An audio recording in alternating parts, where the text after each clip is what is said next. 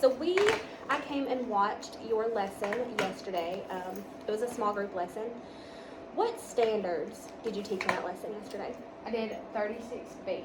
Okay, so what part of that standard did you teach? I did, the standard talks about how students are supposed to know the role of nouns, verbs, adjectives, prepositions, a few other things, but I mainly focused on nouns, verbs, and adjectives, especially action verbs, because that's kind of what we've gone over so far. I did that lesson because that day, I had my small group time before my whole group time, so that day I was teaching pronouns later in the day. So today I went back and added in pronouns later on. But I mainly focused yesterday on nouns, adjectives, and verbs when you were there. Okay, perfect.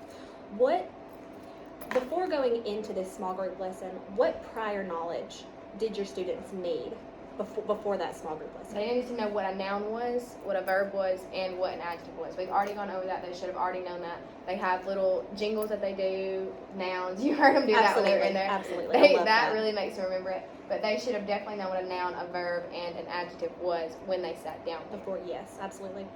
So in that small group lesson, what strategies worked well?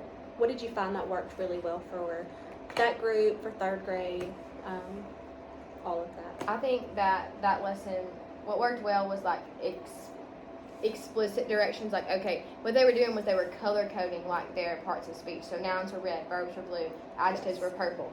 But instead of just giving them all the crayons and letting them do that, it worked better saying, all right, pick up your red crayon. Now let's underline our nouns in red. Now pick up your blue crayon. Yes. It worked much better that way than just letting them, like, all right, underline your nouns in red. Like telling them exactly what to pick up, what to put down. Pick up their pencil. They also labeled it, so they had to have time to pick their pencil. Yes, I like that. I like that you did that. Like the first time that you did this small group lesson, what strategies did you find that did not work? So in the morning, my first group is my highest group in my homeroom class. So I think that I was a lot more loose with them than I am with Absolutely. My lowest group is my last one. So by the time I got to the last group, I was like, okay, I've got to, pick up this crayon, put that crayon down, pick up this crayon. I think that I had to be a lot more on them and with a lot more direction than I had to later on in the day. That makes sense. During this small group lesson, how did you assess the kids? How did you keep track of how they were doing? Mm-hmm. So beside me, I had a notepad, and I had each kid's name written on a notepad, and it has a little checkbox beside it. If I think they got it, I checked it off. If they didn't, I left it blank, so I can go back and pull that group later. Yes. To fill in that gap. So another question, and I think you did a great job at this. How did you reach all of the students in that lesson? Okay, I have, in a few of my groups, or mainly one group, I have a little boy that does not speak any English. He speaks only Spanish.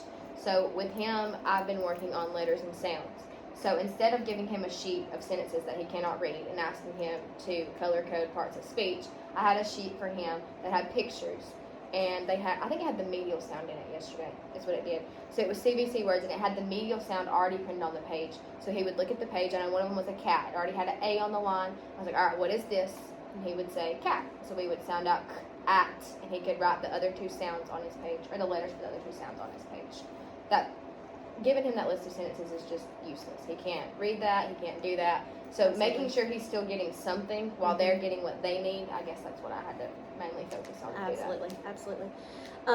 And then this goes back to assessing. I think that kind of goes together. Were you able to gather any data from this lesson to help you move forward? I do. I have that sheet that I can go back and look at and see if they got it or not. And I also have the sheet they were working on. I didn't tell them every single move to make. I couldn't sit there and make sure they put an adjective above this one. I can go back and look at that and see if they really knew what an adjective was, or if they were just listening to others in their group say what it was. Absolutely. So just some things that I think would help in the future.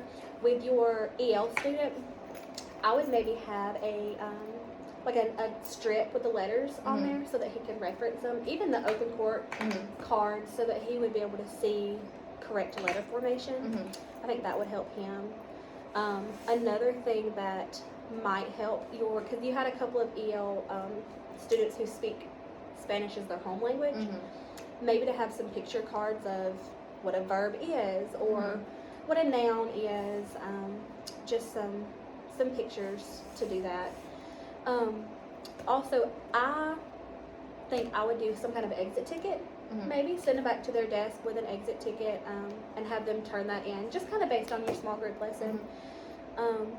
But is there anything what's your plans moving forward?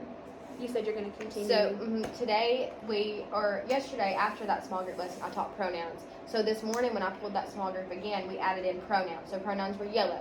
I specifically yesterday, I had 6 sentences on there. I specifically did the ones without pronouns yesterday. So today we went in and did the ones with pronouns. And I waited until the end to see if they could pick the pronoun out themselves. Good, great. That's awesome.